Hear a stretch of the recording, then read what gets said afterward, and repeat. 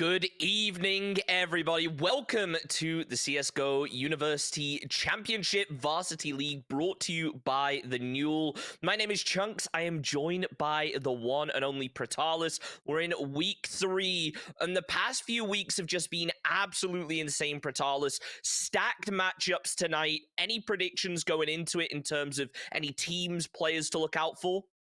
Well, this is going to be a really interesting one to watch out for the day ahead. The first matchup in particular, I think these two teams are pretty even skill-wise, actually. They're both teams who might have surprised a few people actually qualifying towards the varsity end of the season, that being Kebab Rush A from Coventry University and the back six from Queen's University Belfast. I definitely think the back six squad surprised a lot of people, making it into varsity as perhaps one of the newer rosters that made it into the new system. But they seem to be using this best of one format at the start to their advantage. They are currently 3-2 in the standings, whereas Coventry are struggling a bit more with only a one map victory so far in these varsity standings. So if I was going to edge someone out in this first matchup of the day, I would probably say the Queen's University Belfast. Just looking through some of those statistics for that Coventry squad, it looks like they might not have the firepower necessary to win their matchup today.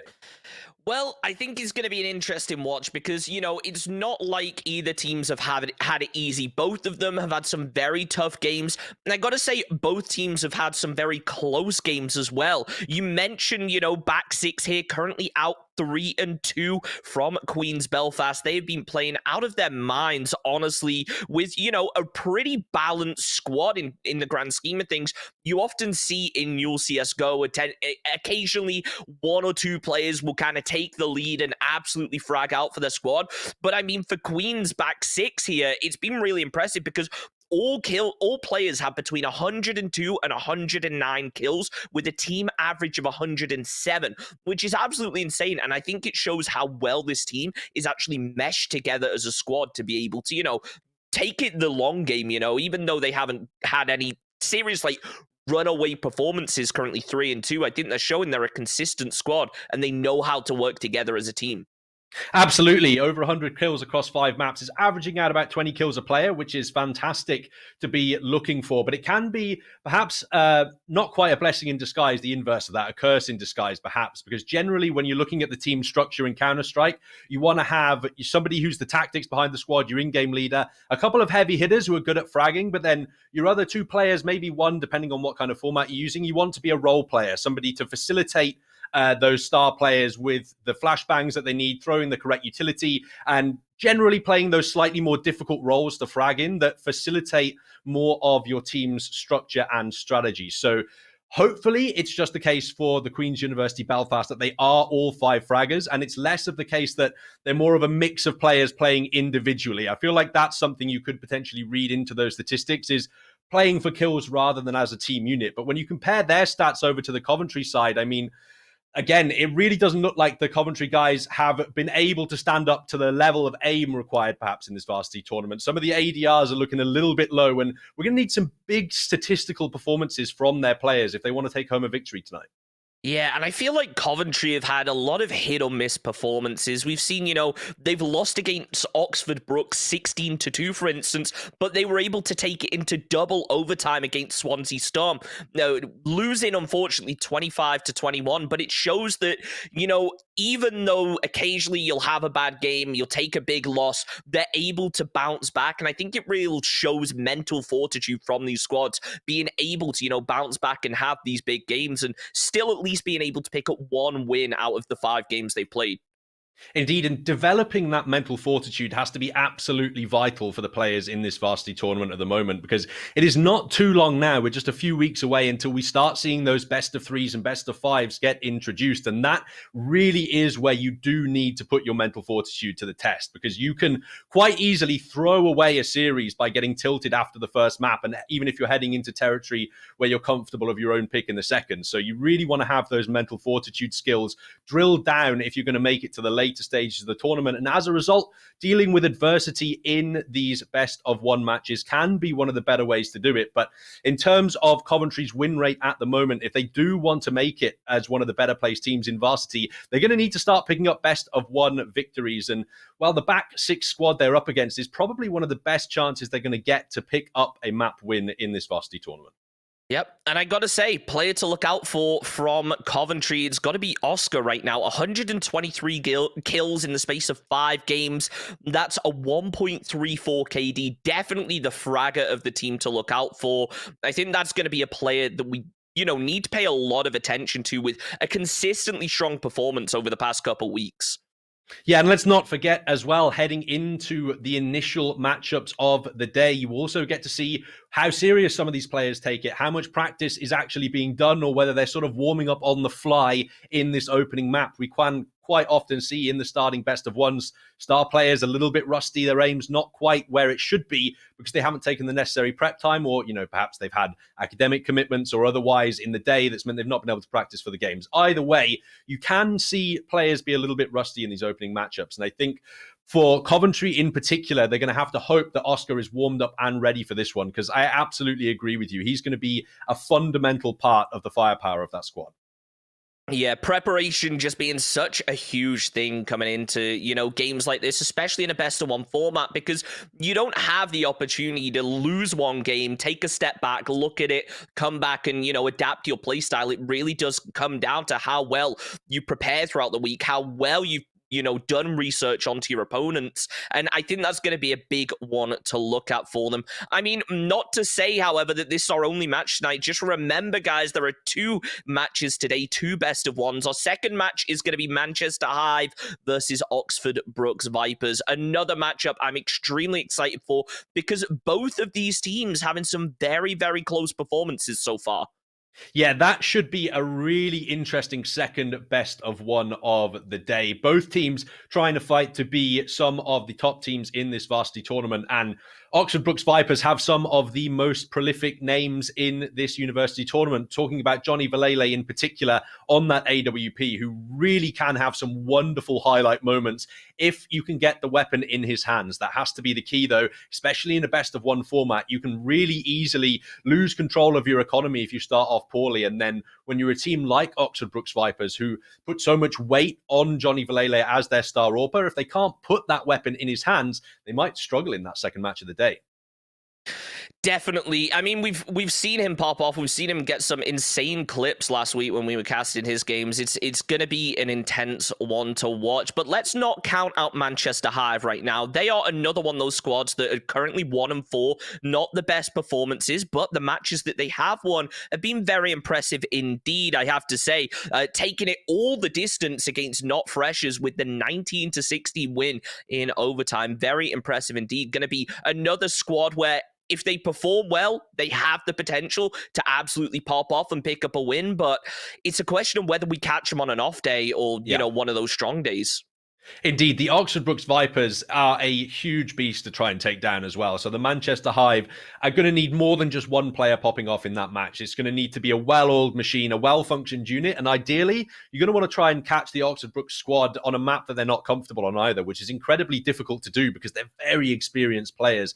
And in a best of one scenario, as long as you're competent on even 3 maps in the pool, you can just ban out to make sure that you're not on any map that you're uncomfortable in. So that in particular is going to be a really great task for the Manchester Hive squad to go up against. And it's going to be really interesting in that matchup to see what kind of a map we end up on, both that one and this first one as well. Because as I mentioned, in this best of one scenario, the teams with the deeper map pools really have the opportunity to punish because it's ban, ban, ban, ban, ban, ban. You start to get informed by your opponent's bans, what maps they're trying to stay away from. And especially, I think, if you get that second ban, you also get the choice at the end between the 2 you want left over. And normally you'll have a bit of insight as to which one your opponent's going to be stronger on as well. So the veto is definitely an interesting prospect to look forward to. And this best of one format should lend into some pretty heavy fragging throughout the day because there's no room for error. Yeah, I think that's going to be an interesting watch as well. As we get later into the event, we get to the best of threes, the best of fives. Teams are going to be aware, hey, this squad usually bans this map, and they're going to have more opportunities to kind of exploit that and pick that map that teams are going to struggle on. So I think now is the time where teams have to start thinking about that, taking it into account. Definitely trying to practice those maps that they're often a bit weaker on, just to try and, get a bit more confident, because teams, if they notice you're banning maps constantly, they will be taking the advantage, and they're going to try and, punish you for it. As we're just waiting now for a couple players to load into the server, then we'll get over to the vetoes. But before we do, any predictions for the vetoes coming into this first game between Kebab Rush A and Back Six? I believe you know a couple of the Kebab Rush A players a little bit. Any insight going into there, maybe how they'll perform? Well, it's more I know the takeaway Kebab Rush rather than I know the players on Kebab Rush A enjoying some Just Eat every now and then. But it's definitely going to be an interesting one looking into that veto. In the best of one format, you tend to just see the horrible maps get taken away, right? Your maps like Vertigo, people tend to not like to play on Nuke because it's another map that has 2 levels and can be quite confusing. And although we did actually see it last week, sometimes Train gets taken out as well. But you have a really interesting dynamic at this level of University Counter-Strike in that there tends to be a blending of what is your team best at, what is most commonly played in terms of what do we enjoy playing the most, and then what maps get played the most often on, external matchmaking services such as Faceit or ESEA, because Train, for example, being one of the least popular maps in the matchmaking pool for the base Counter-Strike game, you go on to something like Faceit, and it's one of the more popular ones to end up on at the higher level just because of the tactical depth and what you can implement in utility, whereas Dust 2, it's almost the reverse in that scenario. So I would imagine we end up on something like your Infernos, your Mirages, and things like that in these best of ones. But as the most common maps, teams might try to ban those out as well to just hope, if you're only a pug side who just plays Faceit all the time, we can take out Mirage, Inferno, and Dust 2, then you might be in a little bit of trouble on some uncommon maps. Yeah, well, let's have a look at exactly what these teams are planning as we hop into the map vetoes. We're going to be able to see, who gets the first pick, who gets the first ban, and it's going to be interesting to watch what maps actually do end up getting bans here. You mentioned, the playstyle potentially favoring these team-focused maps. Nuke going to be our first map to get banned. I wouldn't be surprised to see maybe a Vertigo taken out of it. A lot of teams not big on that, so it's going to be interesting to see exactly what Kebab Rush A go for. They will actually remove Train here, which could give us a bit of an insight into that kind of puggy kind of play style.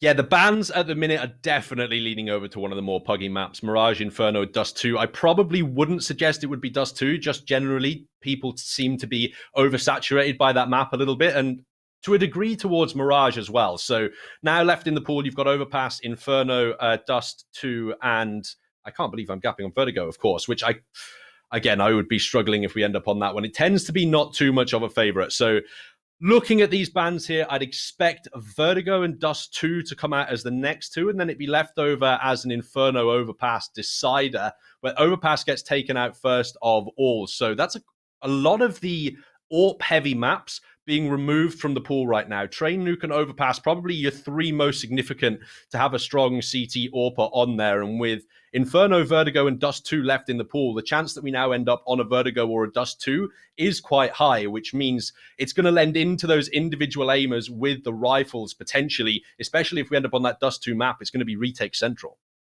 Yep, well, Vertigo going to be banned. It's kind of a coin toss now. Kebab Rush A going to be forced to make a bit of a tough decision here because, we mentioned the potential puggy playstyle. We will actually go over to Inferno, so, it does lend a little bit more to that team play that we see out of some of the maps that were maybe banned a little earlier, so it's going to be an interesting one to watch. Remember, guys, it is a best of one, so they have to perform big here. Some squads having stronger performances. Right now, I think Back Six do have to be our favorite going into this. A very, very well-balanced team, currently 3-2, whereas Kebab Rush A just not having quite the same performance that we're maybe looking for, out of some of our top-tier squads. Yeah, absolutely. The Coventry squad are desperate to put some wins on the book this week. And well, the squad from the Queen's University Belfast are just trying to extend their record and prove that they can be one of the top dogs in this competition. Inferno as a map as well leans itself really well into this best of one format. It can be really predicated on those set piece executions, but at the same time, there's a lot of clutch potential on that map and a lot of late round play, 2v3s, 1vx situations that could be pulled off. So a really interesting one to look forward to for our first map of the day. Yeah, I feel like Inferno is one of those maps where teams, absolutely send it in and push right off the bat, or they, wait until the very last second to be able to execute. Now we're going to open up with a knife round to decide who gets to pick the side. Actually, no, sorry, we're straight into the pistol round here. We didn't get a chance to spot the knife round as, back six, pretty standard play coming out here from them, and it seems like a Kebab Rush A going to be playing a little bit reserved right now. They know that back six are one of those squads that perform really well as a team, so it's going to be an interesting one to look out for right now as Nico preps the flash. He's just going to try and hold off any banana pushes for the time being. Indeed, it's all about information too. How many players does Nico spot here before he calls the rotation in? It looks like they're going to drag the third player over already, and now it's just a matter of time from Coventry. Where do they deploy their utility? They've only got one flash to get them in, and that Molotov is going to counter them perfectly. Really nice utility execute coming out there, but it's not going to work as Nico getting caught with a headshot by the Glock. Now Aspect watching to try and catch one, but Asher pops out through the wall, going to be able to take him down. So back six now, only two players left up. It's not the best start for them. Konzor going to be moving in for the retake with the USP as Larry just going to be laying down some shots through the smoke, attempting to connect with something. But I mean, Kebab Rush A, they should have a bit of info on this. They should know that players are likely going to rotate through here as the flashbang lands. Rise going to take some Glock shots. Sid doing what he can to connect with the USB, but Jammer and Rise Dog. Jammer cleans up. Beautiful headshots coming out here from Kebab Rush A as they take the first pistol round. And on a map like Inferno, getting that pistol round, getting utility most importantly, going into the games, this is huge for them. T-side pistol round victory as well, which is the slightly more difficult side on Inferno, although at the top level it really can depend if your team is more T-sided to CT. Just on average, this map does just about lend its way towards that CT side, but much less than previous versions. You can be quite happy with a 6-7 round scoreline on the T side, whereas before, even getting 5 rounds or 6 to a push would really have been the objective on that T-sided map. So either way, the idea here for back six is that they're going to be starting off with a deficit now, potentially 3-0 down, as these unarmored USPs are going to be unlikely to challenge the rifles in this round. And if they brought up in the next, they'd be lacking utility to challenge the Ts by as well. So you're potentially looking at a 3-0 early scoreline for Kebab Rush in a half where picking up 6 or 7 rounds is the goal. So a great start for them to win this pistol round. And if they can cleanly convert the following 2, they're off to a great start to their T side. Well, we did see Pinhead Larry hit a nice little headshot over on towards Rise Dog as Aspect just going to be playing up on that boost. A nice little position. I'm not sure whether Kebab Rush are actually going to be expecting this far into the early game, but as Jammer now going to be getting a bit more aggressive, given the info away. Shots will open up. Aspect playing it slow as Konzor gets the knock on towards Jammer. Nico takes down a second, but Ashafi getting the trade. Nico playing that backside, but he will get taken out. Larry goes down as well. Now is Trill going to be our final player left up now for back six, going for the retake. No armor and a USP. It's not looking good, but potentially might be able to get an exit frag or 2 over onto Rise or onto Sid, who are already both pretty low HP. Indeed, just stealing these rifles away would add to a little bit of economic pressure for the Coventry squad, but that nade from Rise Dog shows you that they are aware of the potential banana push, and they do want to be saving these Galils forward as well, because this next round doesn't necessarily have to be a full investment from the T side if they don't want to drain their bank. So if they do want to develop that strong T-sided economy, saving these rifles is a key objective to do so. Trill knows it, but he can't get too close to try and contest, although he doesn't have any body armor on here, so he probably could have gotten a little bit more aggressive there to try and hunt down one of the Galils, because the risk versus reward, he doesn't gain anything for saving. All he does is prevent them from earning a couple of $100s for a Galil kill. Yeah, it would be nice to see him maybe go in, try and get an AR going into it. But now we do see the back six. They've got themselves some weapons. This will be good for them to, get a proper round out of it. Because, it is hard on Inferno. If you lose one or two players in the early game, Kebab Rush can really kind of make the most out of that. As Nico preps a nice little flash. He almost catches himself. But things going to be slowing down in the early round. That utility just, making such a huge effect here on the push that Kebab Rush want to pull out here. Yeah, absolutely. And look how much of that utility from the back six has been used already. They're down to 1 HE, 2 flashes, a molly, and a smoke, compared to pretty much a full complement from the Coventry side. Now, they're going to attack this B bomb site, which has basically nothing left to defend it. And that means the CTs have got to rely on aim alone to try and defend this site against these entries. Nico, he's holding that side angle, jiggle peeking it carefully, but I think that the Kebab Rush A side are going to start getting a bit more aggressive onto this, as the shots will come out. Neither squad going to be able to land anything huge. Manicrill is going to be a little bit tagged up over for Kebab Rush A. I think that might have just been a lucky HE nade coming out from back six.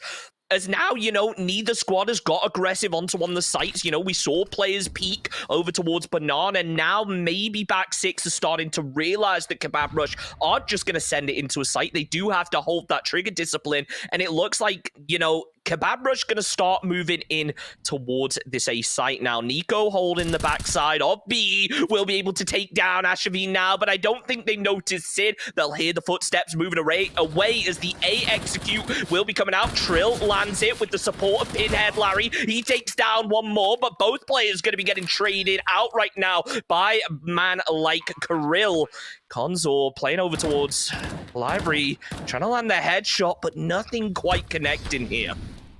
Indeed, 3-on-2 retake with limited utilities, but they do have a HP advantage. The T side only have a couple of flashes and a HE to try and keep the CTs at bay, so Sid needs this opening headshot. He lands it, but the Galil is not good enough for the one-shot. Now, Kirill left alone in a 1-on-3 scenario. He's totally surrounded, gets the low player, but Aspect can clear it up. That one actually looked a little bit dodgy there in the late round for back six. Coventry tried to execute that fake into the B bomb site, and then the back six get 1 kill. They don't see any more players, but they still call it's Konzor to rotate over to the B bomb site as an extra man, and that nearly costs them in that clutch scenario. Thankfully, though, they do land the kill on to Sid and are able to take back control of that bomb site. And crucially, they did it in a round where they didn't have perfect weapons or utility. Their bank is still going to be drained, so they're still at risk now, but this is an opportunity for them now to put themselves in the driving seat on the CT side of Inferno.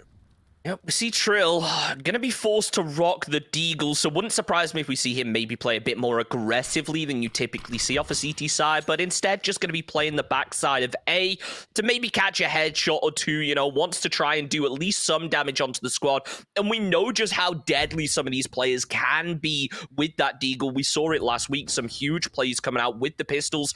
As Sid, he takes a couple shots over on Banana, trying to bait something out from back six here, but Larry has their numbers. The Molotov's flash is going to be coming in. Back six going to be setting up a bit of a pinch situation here. Jammer going to get ready to move in towards the smoke, but Larry catches him with the M4. Looking out now, knows that one's probably going to be going boiler, but not wanting to engage onto it yet, as they realize they could have multiple players over here in apps. As Rise just playing slowly, and we see Kebab Rush not getting too aggressive here. They've lost one player already, so now it's time for them to slow down and reset. Unfortunately, the Molotov fell too short to take out Larry's position, and then Kebab Rush were not anticipating it. Now he may have to frag again, as Coventry are thinking about sending a player out off the balcony. They want to execute into this bomb site too, and Trill is going to try and open up with this Deagle, but it's Larry to get the first 2 kills as he tries to convert for the third. Sid can get a cheeky double, and it's another 2v3 scenario, but the lineup for Konzor is almost there, leaving Ashavi in a 1v2. Only 1 bullet left in the M4 there. It's unfortunate. If he landed the headshot, maybe something would happen, but it's not going to work out. As now Ashavi, he's in the 1v2, holding that angle, but gets caught with the headshot. Aspect cleans up the job, picking up another AK for back six. They're going to be able to get the defuse, and this is looking strong for back six, especially after losing that pistol round early. Absolutely, it is a round that was started by the back six off the back of a mistake from Kebab Rush and they just continued to capitalize on those man advantages. Got to give credit to Larry as well. from his pit position, holding the ground, getting an important double kill. Would have had a third kill as well had he not run out of ammunition there, but 2 was enough work to secure the site. Now we can see the Coventry squad, they have to go down to pistols, and they take a lot of utility damage early on before looking for a fast play into the A-bomb site. Just shows how dangerous that utility can be. Is now the fast execute coming out here from Kebab Roche. Trill going to be able to take down 2. Larry gets 1 more, and the Molotov actually going to be connected on towards Ash. He returns the fire, but not going to be enough as Rise goes down. Back 6, they've taken the lead, and they're looking to carry on the momentum. Indeed, they are, and keeping 3 or more players alive, that is the objective for the CT squad. That's how you end up net positive with the cash, and if they can keep pulling that off, they're going to have a dream of a CT side for sure. This buy coming through for Kebab Rush A, it's still got 2 Galils in it, which means it's not one-shot headshot onto those armored CTs, and you know that that could be significant.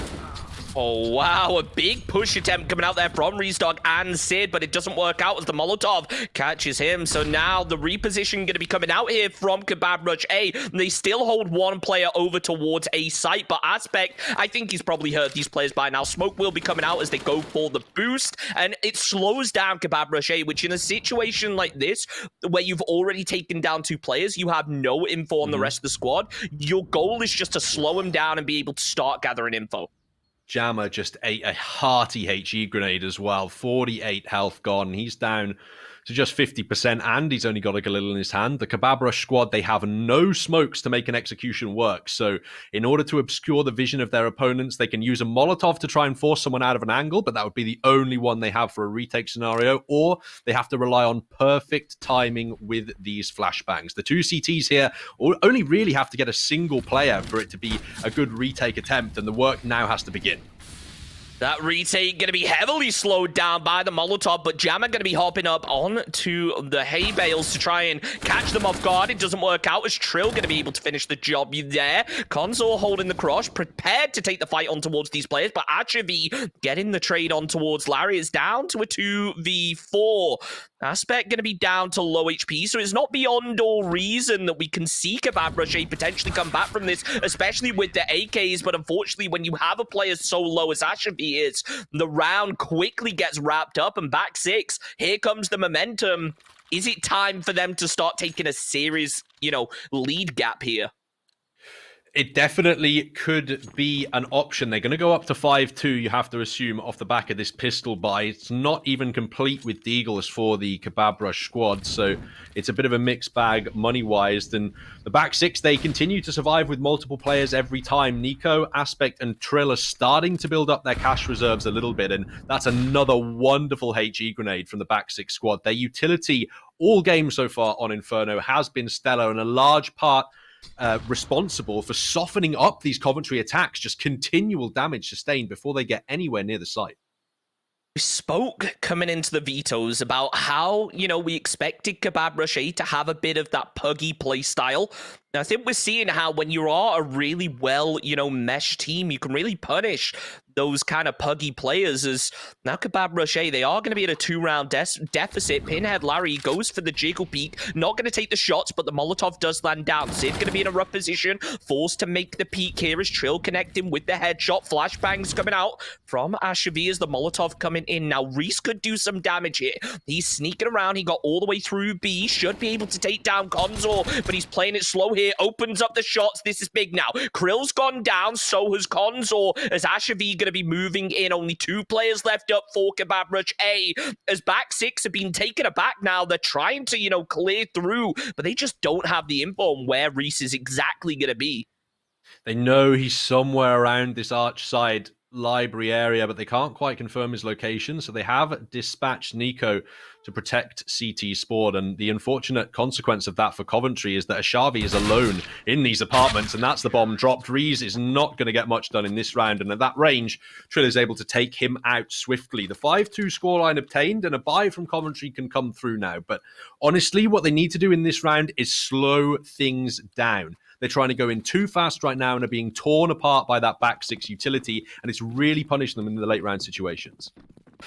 Yep, the AWP now being picked up by Konzor. This could do some big damage if he's able to get line of sight down mid, but it's not quite going to land as the flashbang comes out. Konzor getting caught. Ashevi throws down a smoke as now it looks like Kebab Rush A. They've got a bit more confident off of this. They're going to start getting aggressive. Pinhead Larry spots one out on the peak, knows there's going to be another. As these players all pushing through mid, another one tries to peek Boiler. He will be able to connect on towards Larry as Trill going to go down as well. Reesdog going to be moving in as Konzor left over on a site, down on low HP, but he lands a nice flick over on towards man like Grill. Ashevi going down as well now. Jammer eliminated. There's only one player left up, and that AWP might have just turned the tide on this entire round for Kebab Rush A right here. Indeed, it has. Konzor saves it for the back six in the A bomb site. Kebab Rush A are totally devastated by 2 close-range AWP kills.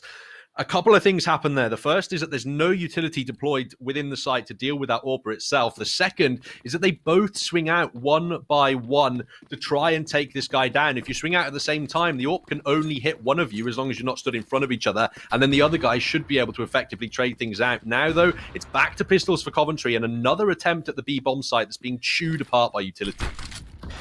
So Coventry, they've been completely reset as Jammer going to be going down as well. Krill is the only one who has himself an AR, but Sid goes for a nice peek on towards Nico. Oh, beautiful 1D landing on towards Aspect now as Kebab Rush A, they might have just been able to grab control of this site. Back six, they have to be careful with this retake. They don't want to overextend here as Pinhead Larry with a nice little headshot. Sid's down low from Kebab Rush as man like Krill starts to prep those smokes. Doesn't want to allow, back six to start making a push onto this. So just starting to play reserved for the time being. The Molotovs go out, and if they hit Sid's position, he'll have to relocate because of his HP. He's forced out of new boxes, but he's still firing out. Larry takes him down, Krill takes down Trill, but in a 2-on-2 with time ticking down, the CTs are still moving into the bomb site right now. Larry can't get the reload off, so has to swing around with the pistol, and that lets the Deagle fire out and save the round for Kebab Rush A. That one went from 0 to hero for Coventry. The round starts with Jammer running out on his own with the bomb, about 50 yards ahead of the rest of his team and dying immediately, and then is saved by some Deagle heroics from Reason Sid. You almost feel like Kebab Rush should have got punished for that, but beautiful play once they had control of the site. I think it bodes well for their CT side, potentially, being able to play in set positions like that, but the AWP is out of play. We didn't see Coventry able to pick it up as Pinhead Larry gets the opening kill here over on towards Jammer. He's just going to be holding this angle as Kebab Rush, they realized that, last round, that push worked perfectly for them. This round deciding to play a little bit more of a standard execute as the smoke will go down to block off CT spawn. It's going to make Aspect's position kind of useless. He goes back around as I think they should have an idea that Kebab Rush are going to be moving onto this site now.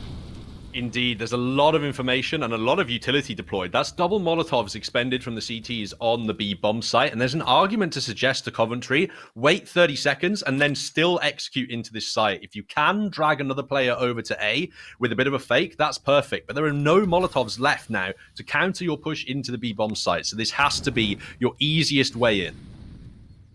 So, Reese just playing it very disciplined here, not wanting to overextend, and I think Queens have potentially been caught off guard here. They used to play as soon as an execute fails, peeking out from over on A site, but Nico, he does manage to catch down Reese. Sid throws in the flash, but it's not going to be enough. There's now Konzor going down in the trade. Aspect playing the backside, but the headshot lands. Sid doing big damage. Ashevi goes down as well. Nico down on the site. He's the only player here as man like Krill tries to peek out. He knows roughly where Nico's going to be, but neither player has the info on exactly where the other one is. Krill now, he's using that game sense. He knows a player's going to be over here somewhere, decides to prep the bomb. Nico should be able to pop out and finish the job, but no, he doesn't land the shots. Krill gets punished from behind. However, is Trill going to be the one to clean up the job? And back six, after a weak start, they are absolutely picking things up and carrying it all the way through this half. Indeed, it was actually pretty interesting play from Aspect in the B bomb site there. He did obviously just hide behind new boxes and then get killed, but by just hiding there and not taking a gunfight, it sort of communicates to the T side that this guy doesn't have any people here to help defend him. Otherwise, he'd be trying to defend them too. And then that allows Nico to come out of the smoke and really put in some work in this round. Now the AWP is in the hands of the CT side, and Konzor, we know how well he can use that early frag here. And look at this T-sided buy. Scout, Galil's involved, and a very aggressive position in the apartments from back six, which could find a kill. Pinhead Larry holding the angle, knows that Reese is going to peek, lands the headshot. Nice little crossfire coming out as the CT is going to be forced to disengage off of this. They know that Kebab Rush A have the info on their position, so Consor moving back. The smoke has gone down, potentially hinting at a execute coming out from Kebab Rush A.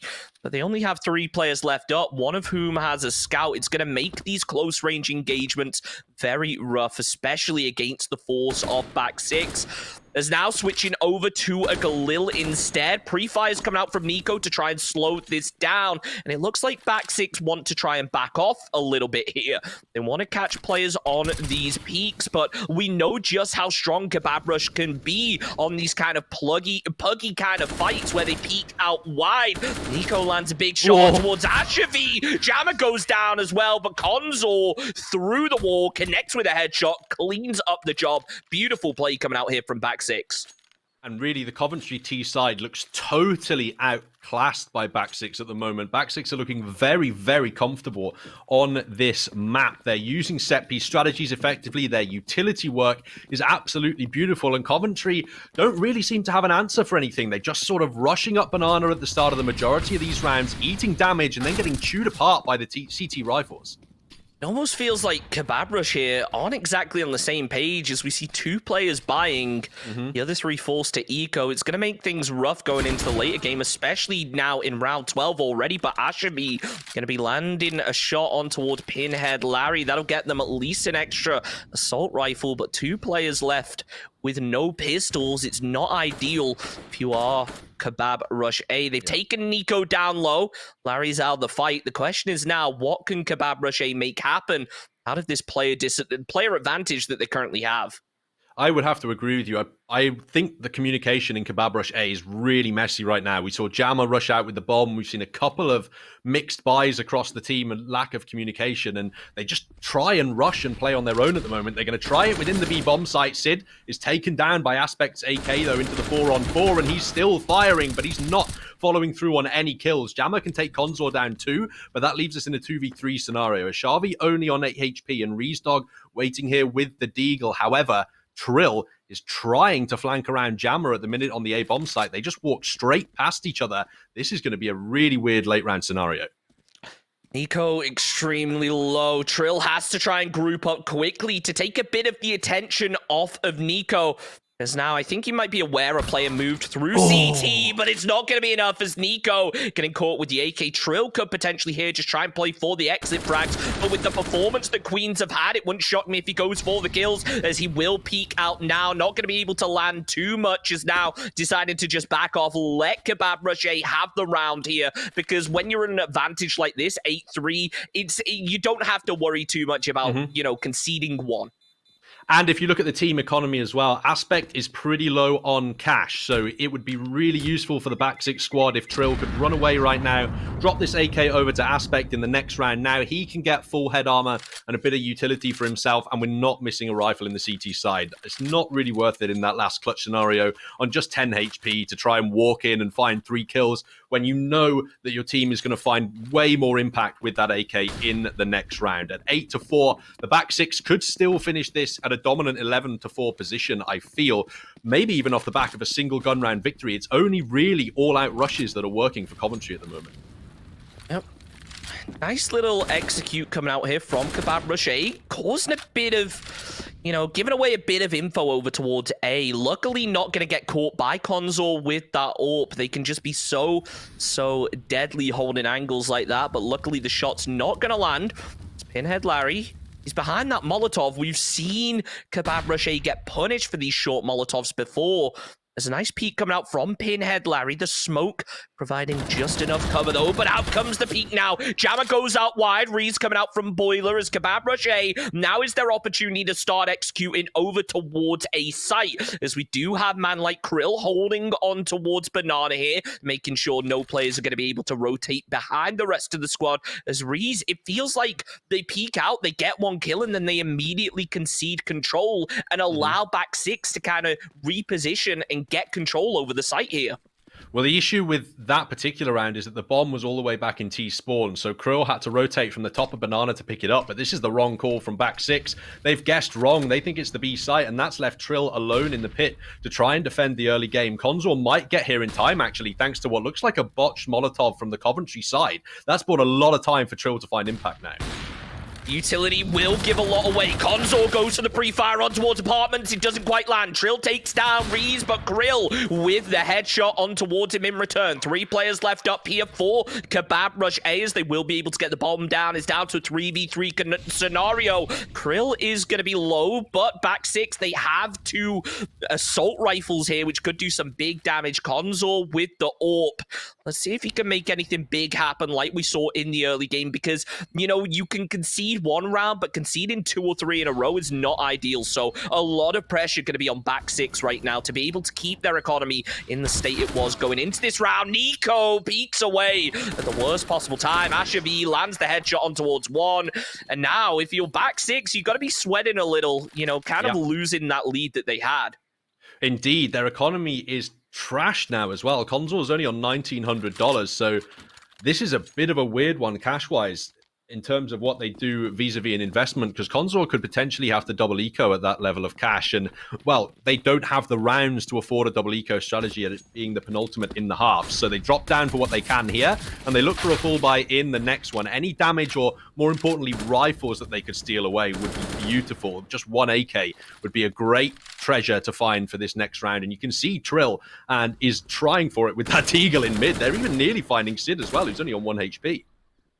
Unlike Krill, going to be able to take down Consor on towards long. Trill wants to try and land something as the final player left up. He will do a bit of damage, but it's not looking like it's going to be enough. Sid, by the way, down to just 1 HP. That fight nearly almost turning around on mid. But Kebab Brochet, they've got control over towards B site. Now it's their time to just kind of get that bomb down, get that economy, and wrap up the round. Yeah, we've just seen 3 HEs be wasted by Kebab Rush A here because they are desperate to take Krill down with that nade. They tried to bait him into the position a little bit earlier on in the round, but he made his way into the apartments, and they dumped another HE down to bot Banana, but he's hiding in the A site because he has that AK. Mission accomplished for Trill if he can escape with it, but with no body armor and only 18 HP, he's going to probably need to land some headshots to defend this weapon, as the Coventry players are going hunting. They know there could be a prize to find. Trill, very low HP, has to try and survive for just a little bit longer. The bomb about to blow, and the question is, can Krill potentially find him? So he's going to be the player clearing over towards A site. Trill just playing slow. That was a close one for him, as he did peek out, but luckily not getting caught. Indeed, a little bit of a risky one, but the AK is safe forward regardless. And in the last round of the half now, it means the CTs are going to have all the weapons they could want. It's not quite the 11-4 dominant half they could have had, but a 9-6 is not bad, and they should be happy with that. Jammer picking up an AWP on the T side, I think for the first time in this half of Inferno. But Kebab Rush A, despite them being economically down in the dumps for the majority of this game, might have an opportunity to bring it back to a relatively even half. That T-side AWP is strong, but Consor is stronger as he peeks out, connects with the headshot, takes down Krill. As Kebab Rush A, they have the info now. They know that back 6 have been able to buy. Sid taking a couple shots over towards Aspect, none of them quite landing, as the smokes will be going down to try and prevent the push. And it seems like Kebab Rush A, they go for an execute, and then as soon as they lose one player, or even if they get a kill, it kind of throws a spanner in the works. They weren't expecting it, and they almost play a bit too passive when it comes to, you know, capitalizing on something. I do have to agree with you on that one. Coventry have found themselves a man down in the majority of occasions at the start of their slower paced rounds, and I think that potentially is just the case of back 6 having tactical knowledge and awareness of this map, but not being of the caliber of a professional team. So they know what utility they need to deploy, but if they're under pressure in the first 5 seconds, they might not get it out correctly. Kebab Rush A, they're looking to creep through smoke with Jammer on this AWP. Smoke coming down. Aspect going to be caught out from CT spawn, but Consor going to be able to take down one with the AWP as Aspect takes another through the smoke. Sid tries to take the aim battle. He does succeed, but quickly eliminated by Aspect through the smoke. Nice plays coming out here from back six, and it just shows the discipline that this squad truly have. Ree's going to try and clear out over towards the backside, but I mean, Consor getting ready to peek out, but it's not going to be enough as the headshot lands. Back six cleaning up. And, you know, very well played from them. They're going to take the half victory right now. Indeed, they do. And it's really only towards the latter stages of this first half that Coventry really start to wake up. That 3-round streak that they managed to earn, it was a pretty lucky one to be able to claim some of the openers. The site defenses in the A-bomb site were definitely decent, but making their way into those bomb sites is what seemed to be the problem for Kebab Rush A on their T side. Now, heading into the CT side of things, it's going to be really interesting to see what back six have to work with. We know that they were tactically present and cognizant on their CT side. And the T side, the strategy is all about drawing those CTs to the wrong places and making them waste their nades, having that third man be on the wrong bomb site and making sure that when you do want to attack your bomb site, your opponents have barely any utility left over because they've wasted it in the early game. So if back six are able to do that properly, you see a lot of late round switching between the bomb sites. That could give you insight that they are really tactically aware of this map.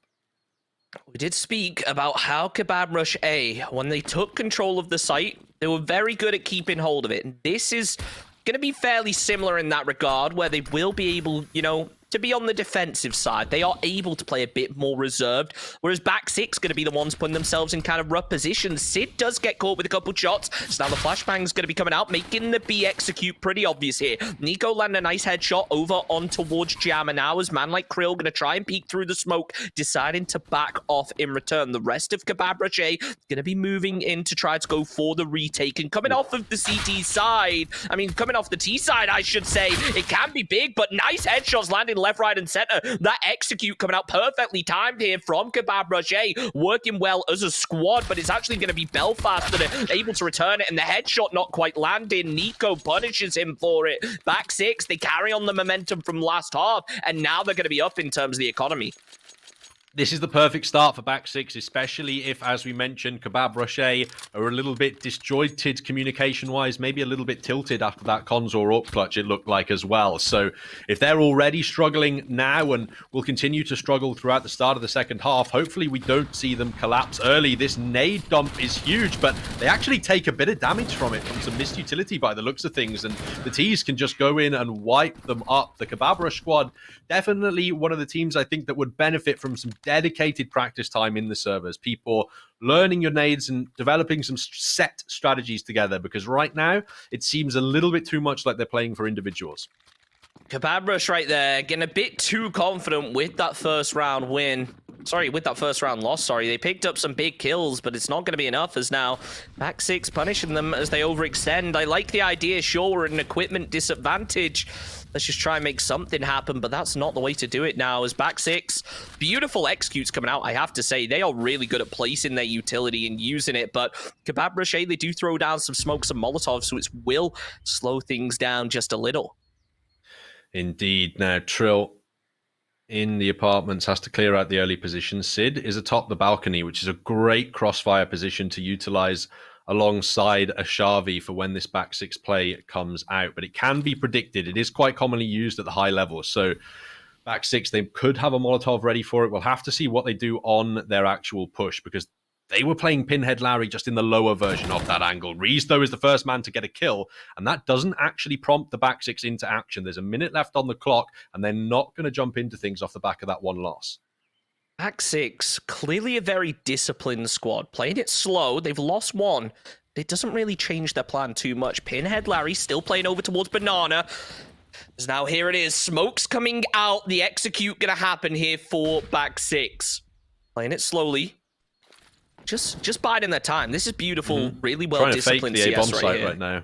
They have the bomb. They're not quite sure what to do with it. They were thinking about taking it up Banana, and now it's going to go. So that's the noise they've made. They've kept 3 players drawn into the A site. Now they have to hope that they can land these kills on Krill and Jammer. And like Krill, holding the backside. Jammer Gonna wait for the peek. Pinhead Larry comes out, gets caught with a flashbang at the perfect time. Now Jammer gonna be able to finish the job, lands the headshot on towards Nico. Krill gonna be going down, and the Molotov lands on towards Jammer. It's down to 3v2, and while, you know, back six have that site under control, the equipment has to be in the favor of Kebab Mache. As Reeds takes down Aspect, Trill going to be able to catch Ashavi on the peak, needs to take down one more, but it's not going to be the case as the headshot landed. Down goes Trill. Kebab Mache should be able to get the defuse, and this is big for them, especially after last half's performance.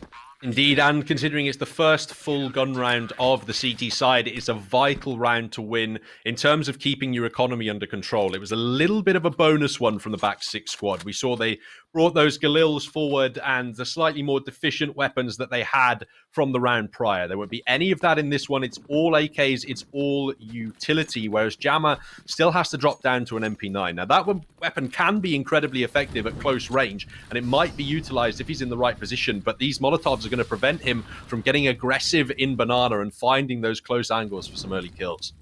Like what Jammer's doing here. He's playing it slow, hoping that they push Banana, might be able to take a couple down, because that MP9 at close range is just so powerful. But it looks like it's going to be an AXQ coming out as Sid takes down one. Pinhead Larry getting the trade. Ashavi takes down Trill, but also traded in return. It's a 3v3, and now back six have control over the A-bomb site. One player's still going to be surviving here for Kebab Rocher over, you know, kind of playing down low, just wants to try and hold on towards apartments, knows that Console likely going to be coming through here. Oh, this is big. Grill, he sneaks through the smoke. They have no idea here. The discipline coming out from Kebab Rocher. Grill going to be able to punish one. Almost takes down a second, but the headshot landing from Aspect. Jammer now in a 1v2 scenario. He's got that MP9 we spoke about. Is it worth him risking picking up an AK, giving away that audio? It appears that he is going to drop that MP9, but it's a rough scenario. Big shots have to land here for Kebab Rocher, and unfortunately, now the position's being given away. It's going to make things a whole lot harder.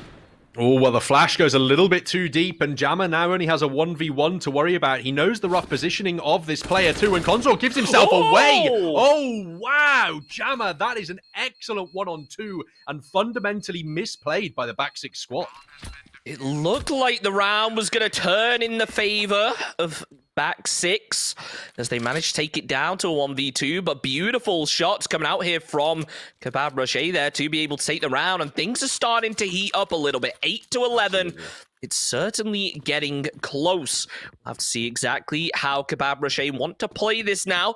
So they will have themselves some rifles. At least back six have been reset onto the pistols and a scout. Is it going to work out? Console with the deagle on towards Jammer. He's going to be looking for a second now, but Kebab Rocher not going to make the same mistake twice. Playing it slow, not wanting to overpeak here.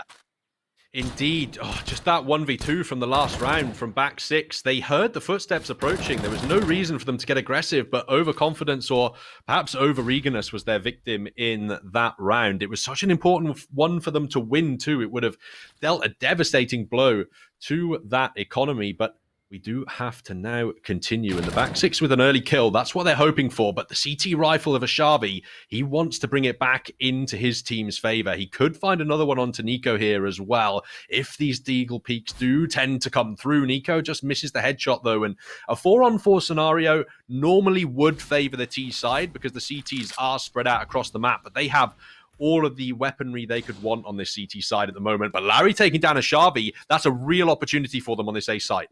Gonna start executing. Reesdog gonna be playing over on towards balcony. Tries to take down one, but now he's drawn the attention of back six. Never mind, as he gets the 3K headshot. That is absolutely huge. Console gonna be the final player left up. Knows that this player should be low, but that's just not gonna be the case now. As he moves in with the M4, needs to land something. Flashbang comes out. He has the info on the position, but he doesn't know where the other two players are. Waiting for Sid to go for the peek. Takes him down. Needs to get aggressive over towards Pit, but instead just playing it slow. And oh, he's turned it around. Now it's back to a 1v1. Both players on full HP. Krill getting caught out. Console wanting to get more and more aggressive. Pre-firing every angle, but it doesn't work out as Reesh is holding that trigger discipline. Gets the kill with the FAMAS, and Kebab Rocher. Big plays coming out in this second half.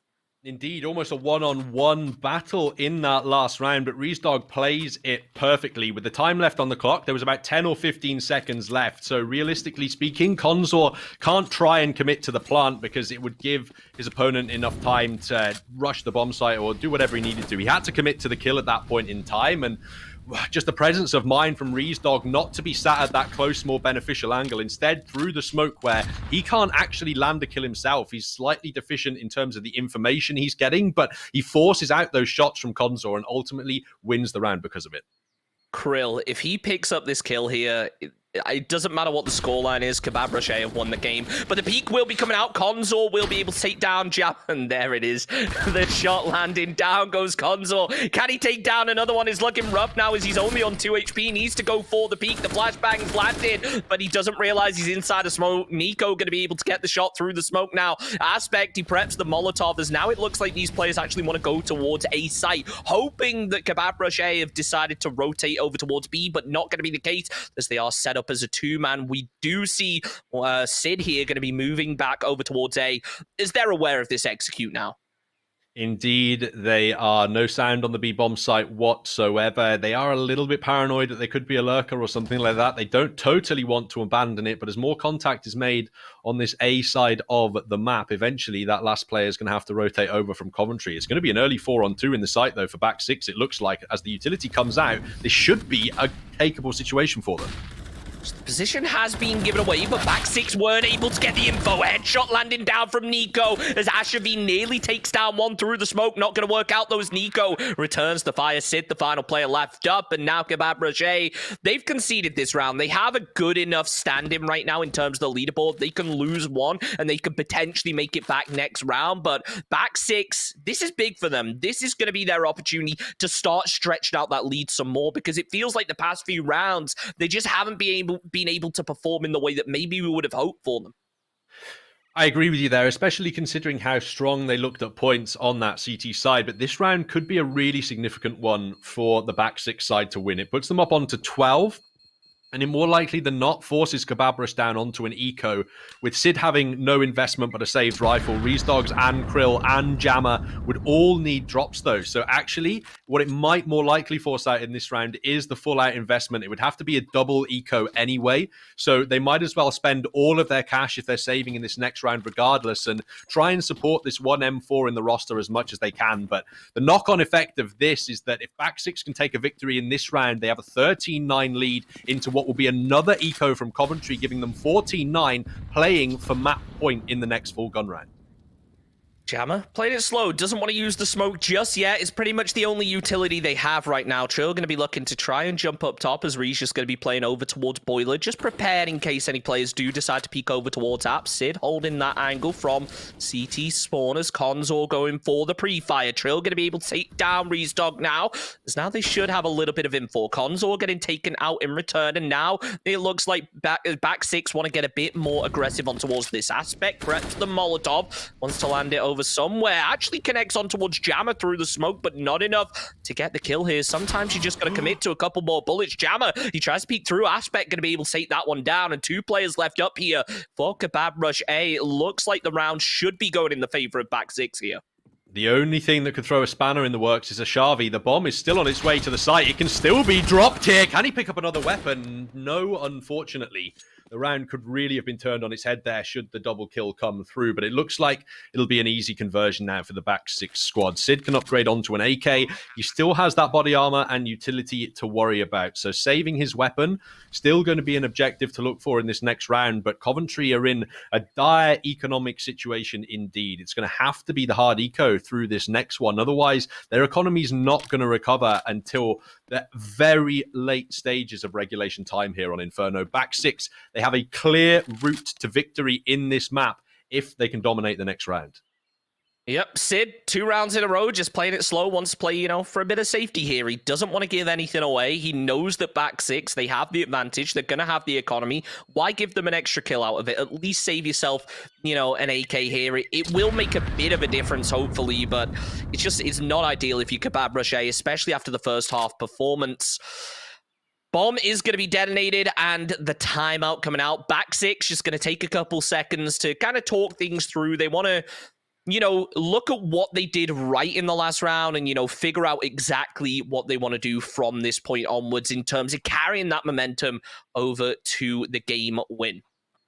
Sure, and this is going to be a fairly expensive round for back six as well. Their economy isn't in a nightmarish scenario, but I'd say they're only about 2 losses away from having to start to take some recovery measures of their own. It's unlikely that Coventry are going to pick up this round. You're not going to see any investment really from any of the players. Ashavi maybe might pick up some nades or an upgraded pistol, but they need everything they can work with for the next full gun round, because that one is really going to be the do or die round. In number 24, back six would have the opportunity, assuming they beat this eco, to pick up map point in a best of 1 scenario, and they'd have quite a few round victories to work with. A heavy amount of cash built up, giving themselves a heavy amount of losses they can sustain before they have to drop down to deficient weaponry. That would be a really nightmarish position for Coventry to be in, but unfortunately, it seems to be the one that they have been landed in. These pistols are unlikely to contest much, so Sid, ideally, it's using this AK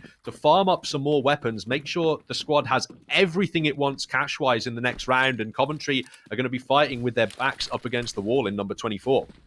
So here it is, back six on the T side. They want to make something big happen, and I love this strat coming out from Kebab Rushe. They are just investing everything they can on towards A mid, but they weren't expecting it. Larry gets taken down. Never mind, there's 2 kills coming out here for for back six. Is now Ashavi getting caught through the smoke. They know roughly where Reese is going to be. He's going to be forced to pop off of that hut, and now only 2 players left up. Can Sid do something with this AK? He saved it from last round.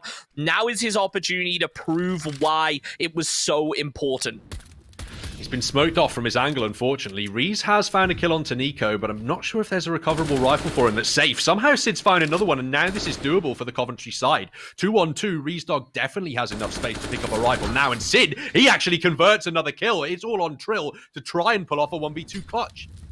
This is not the situation you want to be in right now if you are back six. Trill going to be trying to get a bit more aggressive on towards this now. The smoke has dissipated, but Kebab Rocher, they're looking to retake control of the site. The bomb isn't down, so they do have themselves a bit more time to be able to play with here. So Trill needs to make something big happen. They've identified where the bomb is. Will be able to take down one from behind, but a beautiful headshot landed over towards Trill. Sid picks up the round for Kebab Rush A, and that gap is starting to close here. It is definitely looking like it's going to be a close match.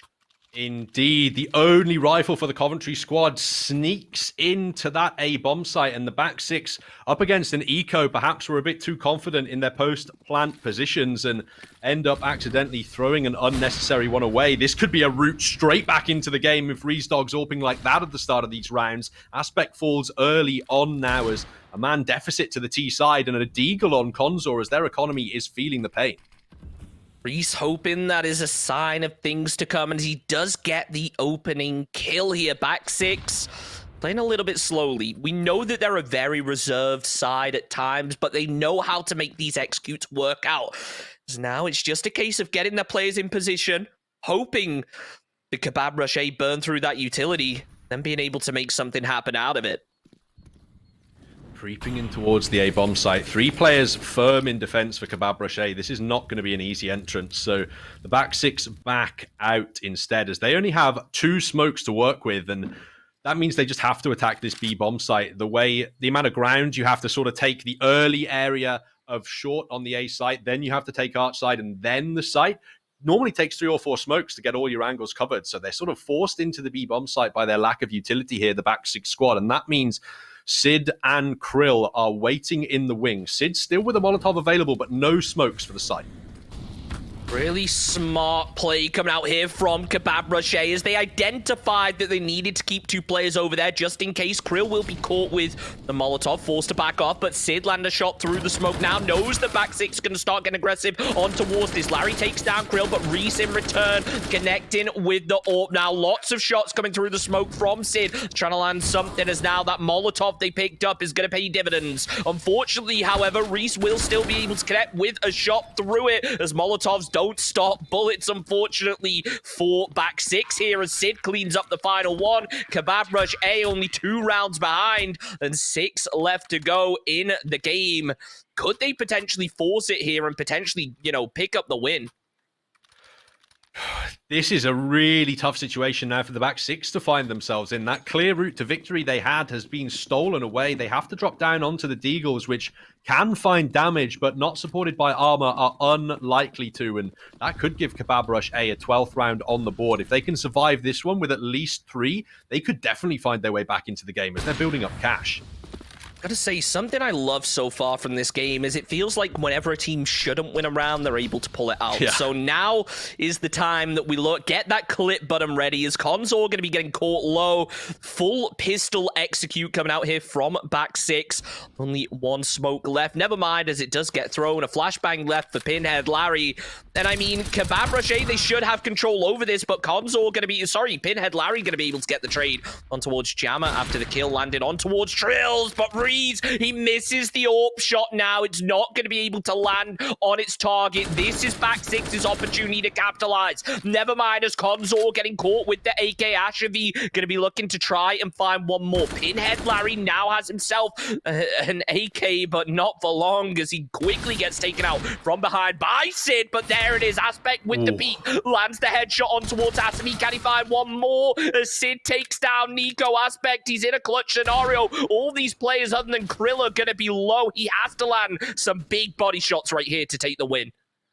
30 seconds left on the clock. Not much time for the tease, and he's slowly being surrounded by Sid. Oh, he's not going to go too aggressively, actually. So Aspect might be able to back away with this Deagle. I don't know if he can save a rifle at all, but the likelihood that he wins this round is very low. He has 15 seconds to charge the site and get 2 kills and plant the bomb even. But Krill, oh no, now he's only on 1 HP. 10 seconds to go. Next kill has to be found onto the AWP. There's only 6 to go now, and that should be the round all but over. No time for Aspect left. That was way closer than it needed to be. 12 HP between Kebab Rush A and a loss in that round. That was so close there. All of those players, only one shot to the Deagle, but unfortunately, just a little bit too late. You know, time is your enemy in CSGO, because if you leave it just a couple seconds too late, one player can just kind of back off and be like, hey, he hasn't got time to plant. I'm out of here. And, you know, beautiful play coming out there as now the execute going to be coming out. Molotov's landing. As we've seen back six pull this out a lot here. They throw a Molotov over down Banana. The question is, how many times has it actually worked out for them? Sure, there's the idea of just making sure it's clear, but you're burning through a couple $100 every single round. It's not ideal, especially when your economy is in a state like back six's is. I would agree with you from the perspective that they do need to be supporting those Molotovs. It does have a great function at stopping the Ts from taking the top of Banana, as CTs rather, because if you let the CTs have top Banana control, it can take a long time to clear them out, and you could lose a couple of players trying to make your way into the B bomb site. So that early Molotov just keeps those CTs passive and then allows them to put a player like Nico in the top of Banana position to just secure that map control for them. If they ever want to go to the B bomb site now, they don't have to worry about clearing all of Banana to do so. Really nice Molotov landing down, but it doesn't matter as Pinhead Larry with the one-tap. Ree's going to be holding over towards Arches, takes down Consor. Asavi taking down Larry in return with the headshot. Ashavi just going to be playing back, preps the smoke for just a little bit of extra safety now, but now Ashavi is going to be pinned down in this position, and back six realize it. They're trying to get the high ground to be able to peek over this smoke, but nothing big really going to happen for the time being. Kebab Rush still holding 2 players over towards B side, but there it is. Ashavi, he takes down Aspect, followed by Nico. Can Trill finish the job? Yes, he can, picking up a 2K for himself. Needs to grab the bomb. Only 10 seconds remaining, but he doesn't get the bomb in time. Oh no! Back six, they have just thrown away the round. That is so unfortunate, having the bomb in a position like that. Can Trill at least get a kill out of it? Not looking like it. So Kebab Rush back six, 13-13. Things are starting to heat up. Only 3 more rounds needed for either team to take the win. It's going to be a close one here. I can't believe the bomb fell into pit there and Trill couldn't find it. That was a potential, post-plant 1-on-2 scenario. It's not a guaranteed victory, but you could at least make it costly for those CTs. They've got full weapons now and wonderful utility placement. It feels like the roles have been truly reversed as Kebab Rush now defend against a force buy from the back six to give themselves an opportunity for map point in this next round. The Deagles are trying to do work, but that's such an unfortunate loss in the last round for the back six, and one that could potentially tilt them.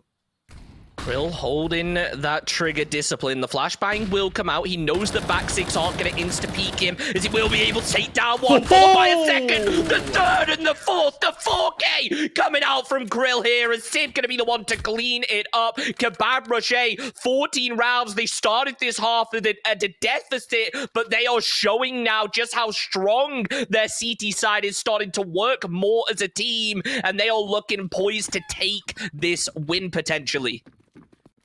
I 100% agree with you. Kebab Rush A have gone from strength to strength as this game has continued, and the aggression this time, though, is perfectly countered by back 6-3 early T-sided kills to 1 from Kebab Rush A. They know that AWP is on the A bomb site, so they know if they rush into B, there will only be one player defending, and there is no economy for a double AWP on this CT side. But the smokes keep them at bay, and now they're second guessing. With this kill, though, they've opened up the B bomb site, and this round should be pretty much converted. Reesdog's going to have a lot of work to do with this AWP. The AWP can just do so much damage, but the smoke is going to deny it. Never mind, Consor caught. And now Reese, he's just out of this, man. He doesn't want to fight this if he doesn't have to. He's picked up a kill. He needs to save that AWP.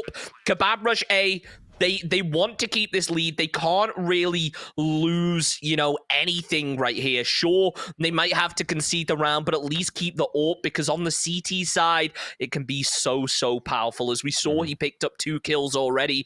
Now it's just going to be a case of back 6. Their economy will be looking a little better after this round win. Can they, you know, close things up and potentially take that 15 round to at least secure them the overtime?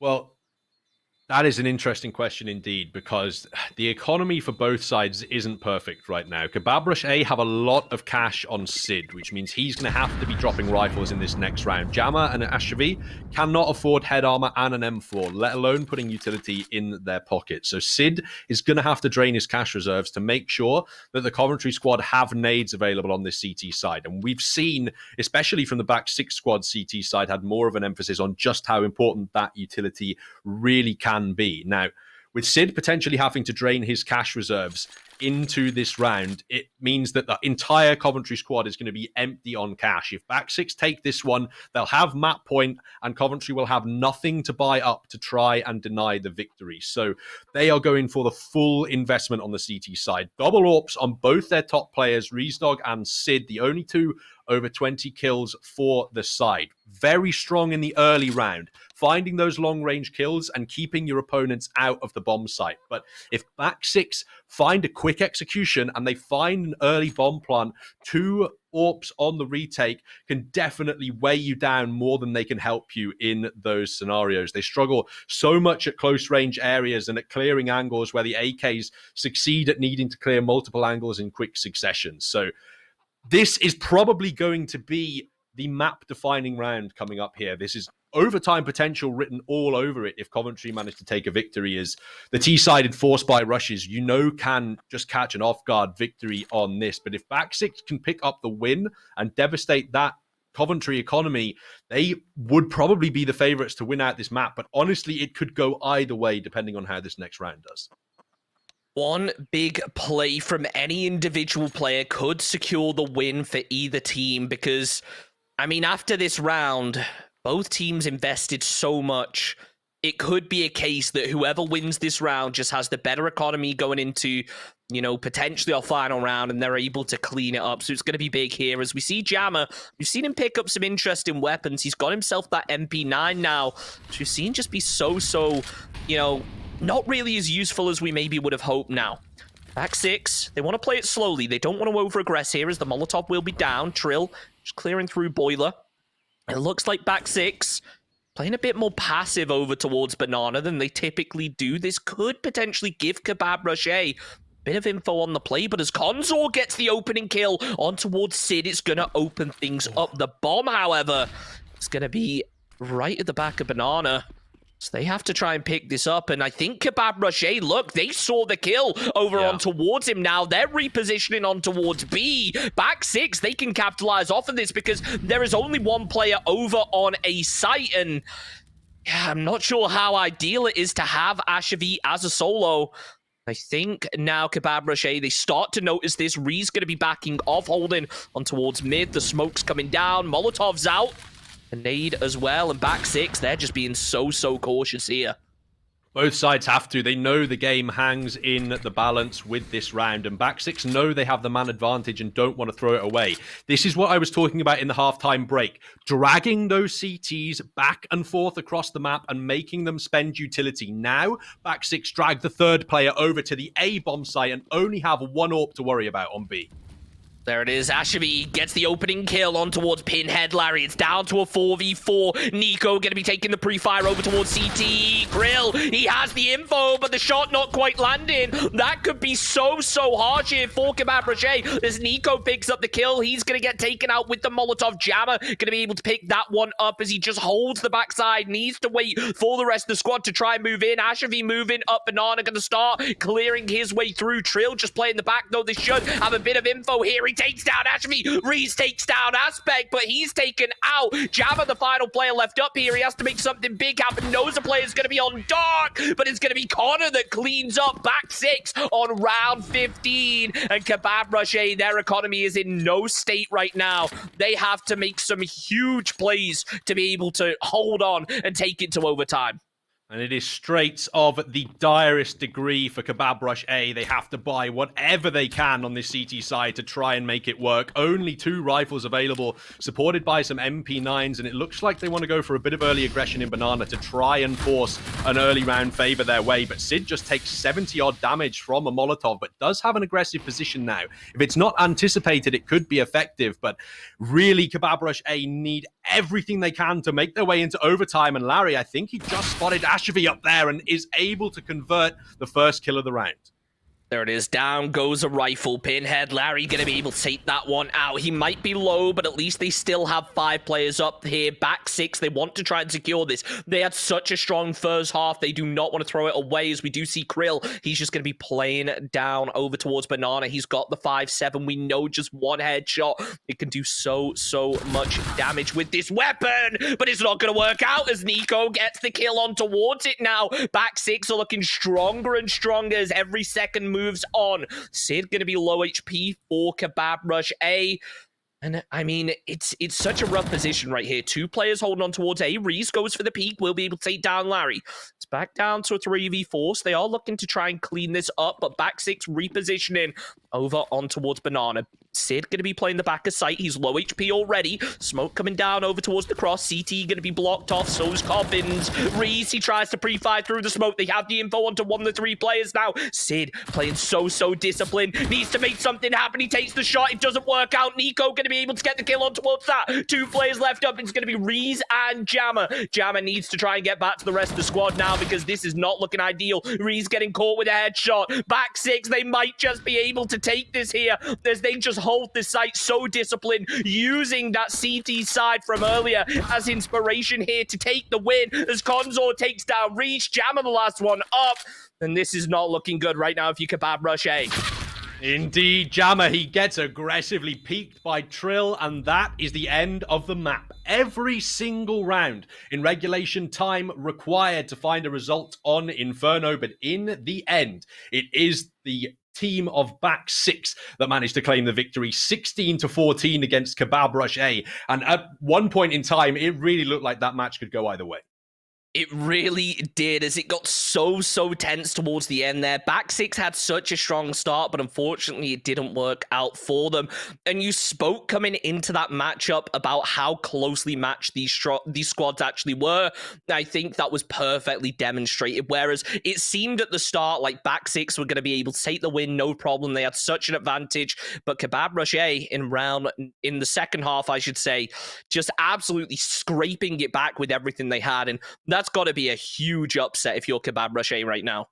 Indeed, especially considering as a squad they looked a little bit tilted at the start of that game, a little bit disjointed communications-wise. I hope that it hasn't done too much impact to their mentalities going forward, because we do still have one map left to play tonight. Yep, 2 games this evening. That was an exciting one. Our next one, however, is going to be Manchester High versus Oxford Brooks Vipers. And let me tell you, if that one is anything like last game, then I am so excited, because that is one of the best games of CS I've seen so far in the University Challenge. It has been so exciting to watch it. I do have to kind of give a shout out there to Kebab Rush A for their insane performance. Unfortunately, however, it is not going to be enough. We're going to take a very short break, but we'll be back in just a couple minutes with game number 2. It's going to be exciting. I'll see you then.